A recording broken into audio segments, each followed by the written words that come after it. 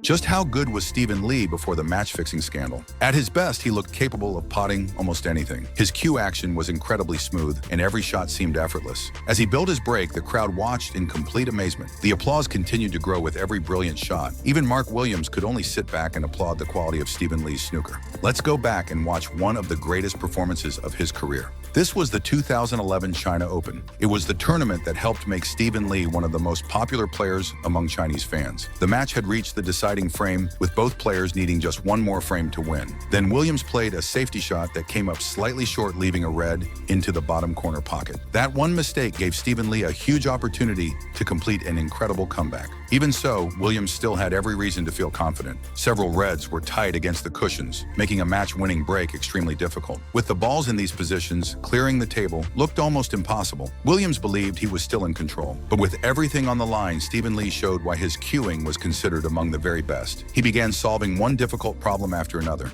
After potting the last easy red, the challenge became even greater. Every remaining red was close to a cushion, meaning each positional shot had to be almost perfect. One small mistake would end the break immediately.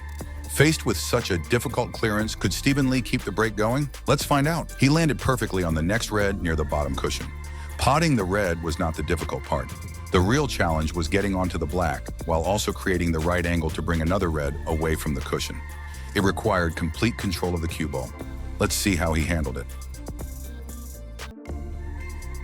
What an outstanding shot.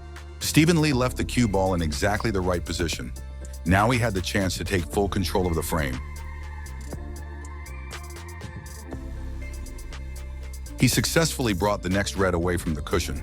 However, the cue ball left him with a difficult red to the middle pocket from a very awkward angle. He had no safe alternative, so he had to take the shot. Under pressure, Stephen Lee showed exactly why he was known as such a great potter. The red dropped perfectly into the pocket. Once Stephen Lee found his rhythm, he was incredibly difficult to stop. Every challenge on the table was answered with another brilliant shot. If he had not later received a 12-year ban for match fixing, many believe his career could have reached even greater heights. Sitting in his chair, Mark Williams could only watch with growing frustration. As the defending champion, he had hoped to become the first player to successfully defend the China Open title. Instead, the match slipped away from him. One loose safety shot was all Stephen Lee needed. From that moment, he took complete control and gave Williams no chance to respond. It was a heartbreaking way to lose.